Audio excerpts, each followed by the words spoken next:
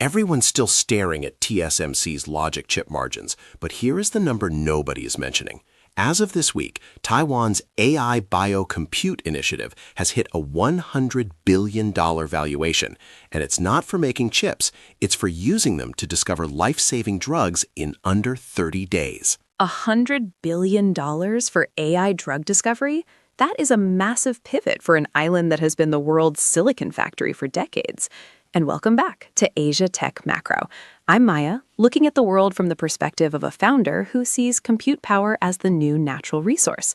And with me is Alex, a man who values a biological data point just as much as a financial one, as long as it trends upwards. Biology is the ultimate engineering problem, Maya. And speaking of engineering, the January 28th report from the Industrial Technology Research Institute in Hsinchu is a massive signal.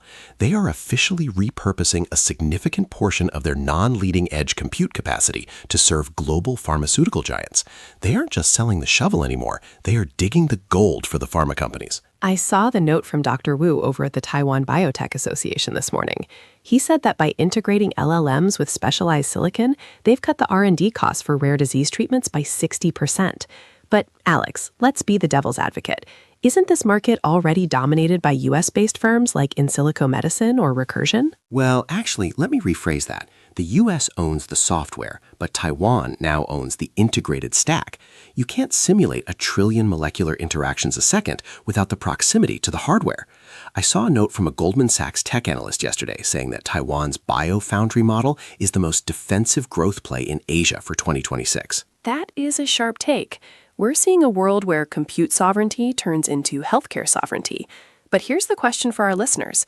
In 2026, do you invest in the chip maker that fuels the AI or the Bio-Foundry that uses that AI to disrupt $1 trillion drug market? Speaking of disrupting trillion-dollar markets, we have to look at the financial plumbing that's being rerouted as we speak. While the G7 is still debating the ethics of central bank digital currencies, Thailand and the UAE just went live on January 26th with their inter-regional CBDC bridge. I saw that. They called it Project Silk Link. It's basically a direct bypass of the SWIFT system for trade between the Gulf and Southeast Asia. I was reading a report from the Bank of Thailand this morning. They're claiming that for a mid-sized rice exporter in Thailand, the settlement time just went from 3 days to 3 seconds. 3 seconds. And the cost? It's down by 85%. I saw a note from a currency strategist at HSBC yesterday saying that this isn't just about efficiency, it's about de-dollarization by stealth. If you can settle oil and tech components in a digital bot dirham pair, you don't need to hold nearly as many US dollars in reserve. Wait, Alex, devil's advocate here. How many companies actually want to hold their liquid assets in digital bot? It's one thing to settle a trade, it's another to trust the stability of the bridge. That reminds me of what happened with the early crypto bridges in 2022. One hack and the whole thing collapses. Fair point, but these aren't crypto bridges. They are state-backed encrypted ledgers. I saw that the project is using a new quantum-resistant encryption layer developed in Dubai. But here's what most people miss. This bridge isn't just for money. They are integrating programmable trade. Programmable trade? You mean the money only gets released when the IoT sensors on the shipping container confirm the goods have reached the port? Exactly. The money is literally smart. I saw a forecast that by the end of 2026, 20% of the trade between the GCC and ASEAN will move onto these rails. For our listeners, if the US dollar's exorbitant privilege is built on the SWIFT monopoly, what happens when the monopoly is broken by 1,000 small bridges? That is a tectonic shift. But speaking of things moving in the physical world, we have to talk about South Korea. On January 27th, the Seoul metropolitan government did something radical. They officially granted pedestrian status to autonomous humanoid robots. Pedestrian status? So if I'm walking in Gangnam and a 6-foot-tall robot bumps into me, it has the same legal rights as a person? Korea is really leaning into its demographic crisis, isn't it? They have no choice. I was reading the Ministry of Justice's briefing. Their working age population is shrinking so fast that they've decided to roboticize the service sector by the end of this year. We're talking about humanoid robots delivering groceries, cleaning streets, and even helping with elderly care in public spaces, legally. I saw the data from Rainbow Robotics. Their stock jumped 12% on the news. But here's the friction point, public acceptance. I saw a survey from a Seoul university yesterday where 60% of people over 60 were terrified of sharing the sidewalk with an 80-kilogram metal worker. That reminds me of the first horseless carriages in the 1890s. People were terrified then too. But for a tech founder, this is a dream. Korea is becoming the world's first live lab for human-robot coexistence. But Alex, isn't the liability insurance for this going to be a nightmare?